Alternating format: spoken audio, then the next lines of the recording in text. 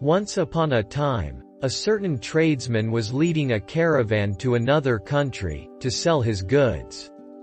Along the way, they came to the edge of a severe hot sand desert. They asked about and found that, during the daytime, the sun heats up the fine sand until it's as hot as charcoal, so no one can walk on it, not even bullocks or camels. So the caravan leader hired a desert guide, one who could follow the stars, so they could travel only at night, when the sand cools down.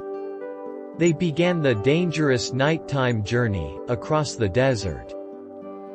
A couple nights later, after eating their evening meal, and waiting for the sand to cool, they started out again. Later that night, the desert guide, who was driving the first cart, saw from the stars that they were getting close to the other side of the desert. He had also overeaten, so that when he relaxed, he dozed off to sleep. Then the bullocks who, of course, couldn't tell directions by reading the stars, gradually turned to the side, and went in a big wide circle, until they ended up at the same place they had started from. By then it was morning, and the people realized they were back at the same spot they'd camped at the day before. They lost heart, and began to cry about their condition. Since the desert crossing was supposed to be over by now, they had no more water, and were afraid they would die of thirst. They even began to blame the caravan leader and the desert guide. "We can do nothing without water," they complained.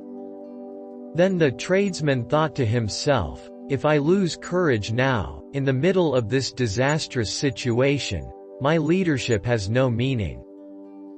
If I fall to weeping and regretting this misfortune, and do nothing, all these goods and bullocks, and even the lives of the people, including myself, may be lost. I must be energetic and face the situation." So he began walking back and forth, trying to think out a plan to save them all. Remaining alert, out of the corner of his eye, he noticed a small clump of grass. He thought, without water, no plant could live in this desert. So he called over the most energetic of his fellow travelers, and asked them to dig up the ground on that very spot. They dug, and after a while they got down to a large stone. Seeing it, they stopped, and began to blame the leader again, saying, "This effort is useless. We're just wasting our time." But the tradesman replied, No, my friends, if we give up the effort, we will all be ruined and our poor animals will die. Let us be encouraged." As he said this, he got down into the hole, put his ear to the stone, and heard the sound of flowing water.